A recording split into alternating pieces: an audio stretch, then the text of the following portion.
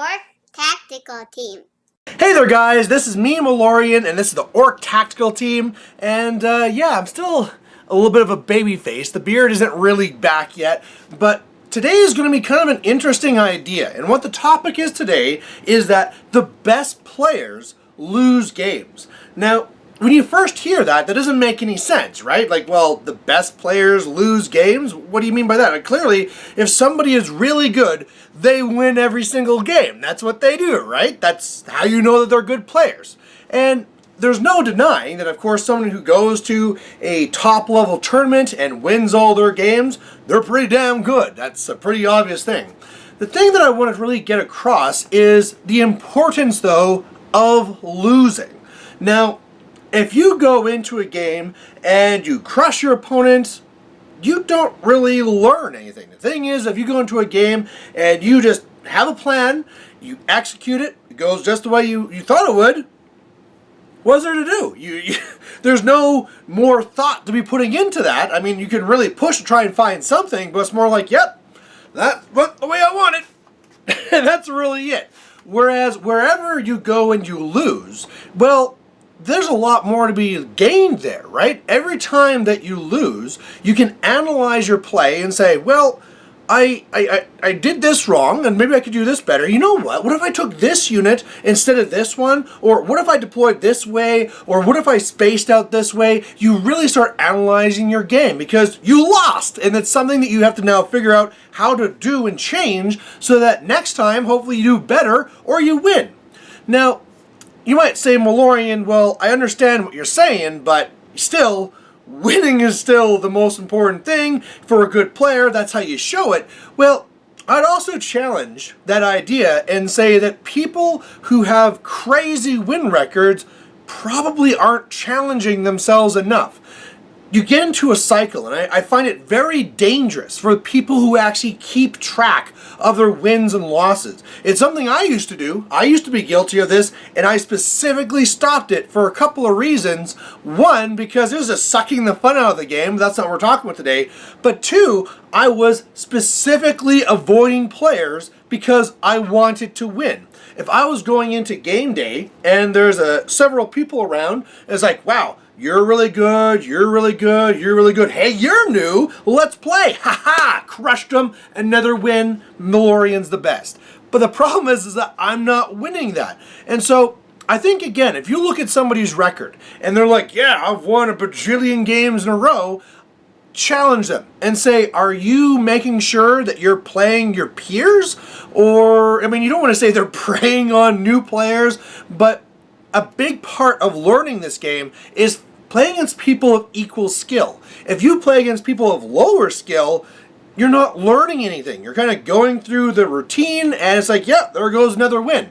It actually goes the other way, too. If you go in and you're playing someone against so much better than you, you're not going to get much from that game either, because even if you make significant improvements in your game, it'll be like, yep, I lost just like last time, just because there's so much more experience and they know how to counter you before you even do it, that you're not learning from it. Whereas, if you find someone at roughly the same skill level as you, hey, you're fighting counters to them, they're fighting counters to you, and you're just slowly improving. But while this back and forth happens, sometimes you lose, sometimes you win. And that's very important, because now you're seeing that from that win-loss rotation that the person must be going through growth, right? They must be going through and being able to analyze their game. I mean, I guess you could say that you can go in and lose games and not learn anything, right? You can go into a game, lose, and then go have a beer and watch some TV. But for the serious players who are trying to improve their game,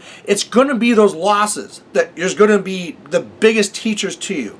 Now, with that in mind now that we say like, okay, losing is actually very important, well, how can we now embrace this? Now that we know that losses are important, I think the most important thing for players to take away from this is accept and embrace losses. Don't be like, oh, I lost this because of dice or whatever. Like, no, play games. Try and find people who are of equal skill to yourself. Challenge yourself. Go into matchups where you are specifically disadvantaged. Go into matchups that normally you'd be like, no, I want to avoid this. However, if normally this game here would be like, you only have a 20% win chance in this scenario, great. Play that game over and over again and raise that. Maybe the best you can do is raise it to a 40% or maybe in a 50%, but that is still fantastic. Because if you take the other side and it's like, hey, this is a great matchup, this is like a 90%er for me, well, there's not much improvement you can do there. It's a lot more with those losses. It's a lot more with trying to understand how their army works, how your army works, and how's the best way to counter those. And then when you lose, because again, we're saying that you should be trying to lose, you should be trying to challenge yourself, and you should be trying to find that thing that pushes you past the point that you can't handle it. When that happens, don't dismiss it. Don't say, oh, I lost this one, move on. Don't say, oh, it was dice. Stop and think about why. One of the greatest things I have from this channel is that I am forced to analyze all my losses that I do battle reports for. I am forced to go turn by turn, move by move, and say, wow, this is what I did, and rethink, was that the right thing? Should I have actually activated this first? Should I have actually moved this here? Should I prioritize this? Should I make sure to go for assassination here instead of scenario? Questioning everything you do, and include your opponent in this as well.